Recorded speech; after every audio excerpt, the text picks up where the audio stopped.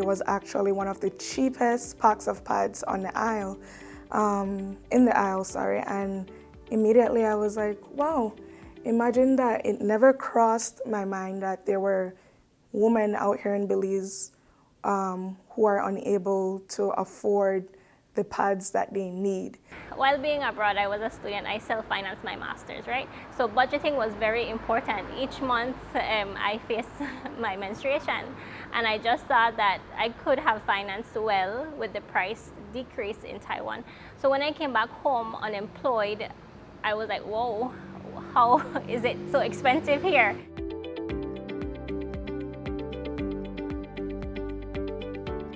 It is something that for some is taken for granted, that because you can afford it, everybody else can. But the struggle of women and girls to afford sanitary pads or feminine products during their menstrual cycle is a global human rights issue. This increased vulnerability that they face due to financial burden posed by menstrual supplies is referred to as period poverty. In Southern Africa, I am told, and perhaps in all of Africa, depending on your socioeconomic position, many women, now Africa is a huge continent, so I don't want to generalize. However, we are told that many women on the continent of Africa cannot afford sanitary pads, napkins, tampons, and things like that. In Belize, there is a wide variety of these menstrual products available across supermarkets and community stores. Based on the specific brand and quality of the product that is preferred or cheaper on the pocket, it can range anywhere from $4 to $25 per pack. It's a monthly cost, very much like a utility bill, and is a greater expense depending on the number of women or girls in the household who are in need of these products.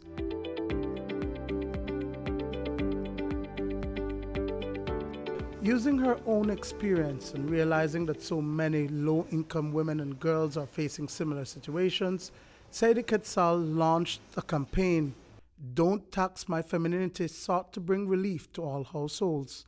During the research, I asked how much packs do you use, so it could give me a sense of direction. So some of them would use 3 packs for the week, which is also encouraged by health officials to change your pad at least 3 hours. But some women were like, Miss, if I don't have the finance, I will just keep it for all day. So it also goes back to hygiene, very, very important.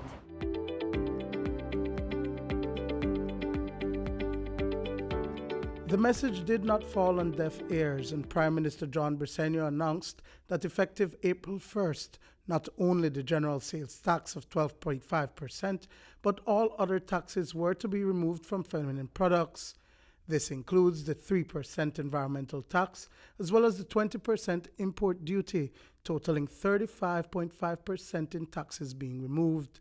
Belize is now the 4th Caribbean country to remove taxes from sanitary products. While we think globally, we act locally. And the government of Belize earlier this year saw it fit to remove all the taxes on feminine products, as we call it. Now, a lot of people are responsible for us having made that move. The government doesn't take all the credit. We had young Sadie Quetzal, we had Ms. Taya Garcia Ramirez, we had the special envoy, we had a lot of help. And of course, I use an American football analogy. Everybody worked on it, they bring up the ball, and then I only had to grab the ball and do the touchdown.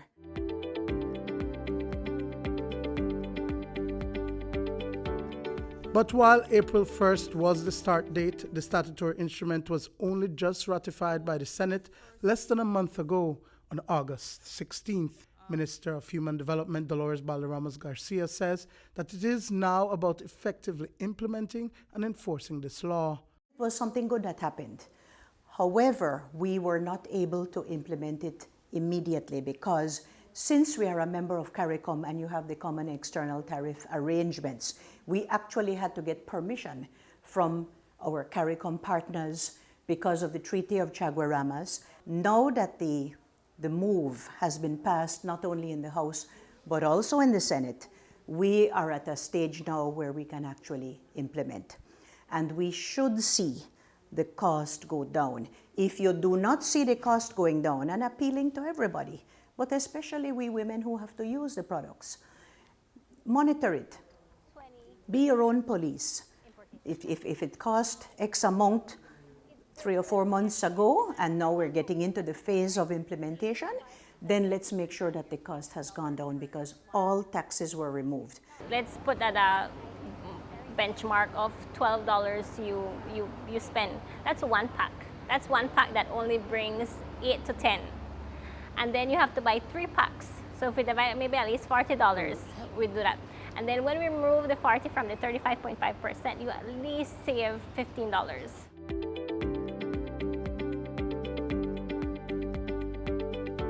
This conversation for many is considered a sensitive issue as it involves a natural process of the female body, but it should not be limited to only women and girls.